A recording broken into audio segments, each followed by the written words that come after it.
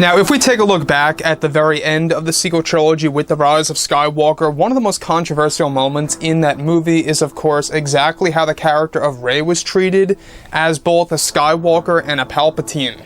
This is Mike Zero. Make sure to subscribe if you're new to the channel for future Star Wars content.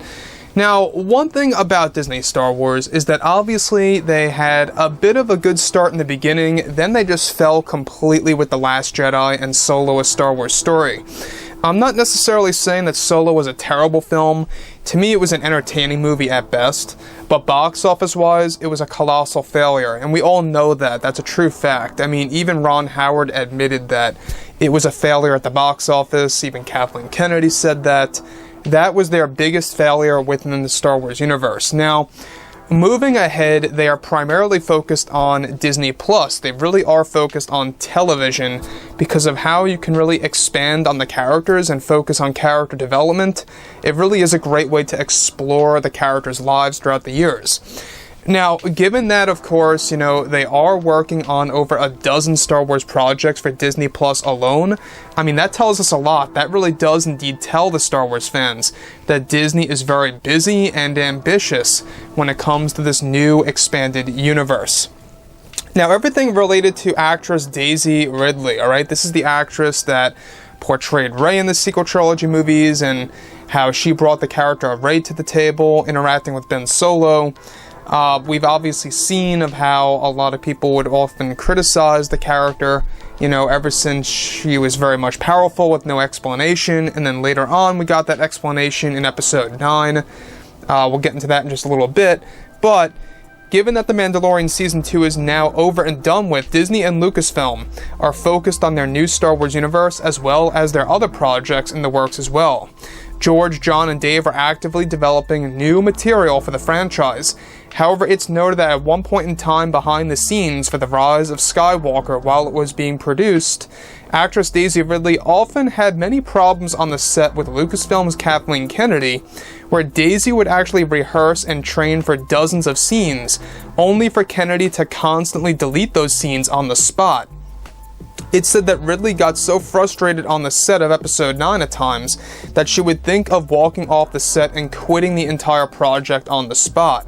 However, it got so bad to the point where it's noted that J.J. Abrams had to comfort Daisy Ridley through her struggles on the constant deleting of scenes from the movie due to Kathleen Kennedy interfering with the franchise at the time.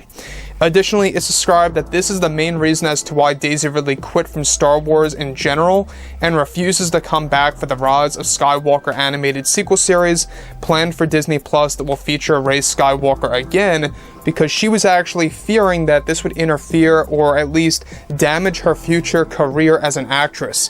Now, let's stop right here for a second before we move on. Daisy Ridley had every right in her mind to not come back to Star Wars. It is sad, I will admit, it is sad that we are now in a world where Star Wars has an original cast from a sequel trilogy that does not want to come back, period. We're talking about Oscar Isaac, John Boyega, and now Daisy Ridley. They all don't want to come back to the franchise in any way, shape, or form, be it a video game or a show or whatever it may be. They don't want to be involved. They want Star Wars to be completely separated from their past, and that's it. It's kind of like the Natalie Portman situation. Yes, she did get some roles after Star Wars, but she struggled for quite a while to get those roles. And she even admitted that she felt that Star Wars kind of really interfered with her acting career for a while. And we can see where she is now. She's really not out there too much as she should be. I feel that Natalie Portman had a lot of potential if she could have worked more on her acting career. It's just that Star Wars most definitely kind of interfered with that a little bit.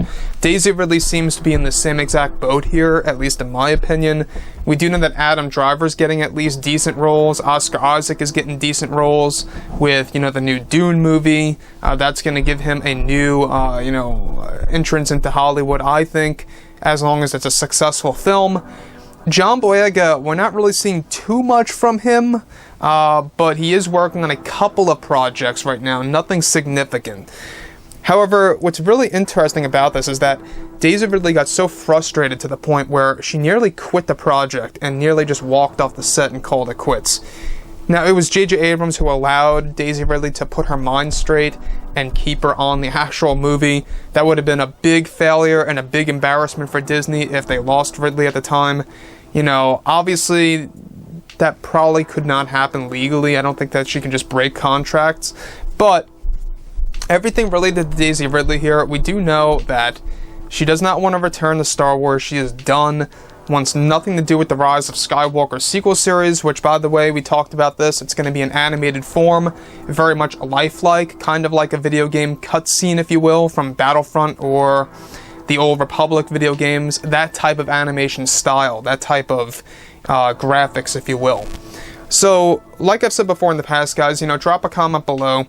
Let me know what you think about all of this in the comments, and if you guys did enjoy the content for today, do make sure to drop a thumbs up on this video to support the channel. I thank you all so very much for the kind support, and I'll catch you guys next time.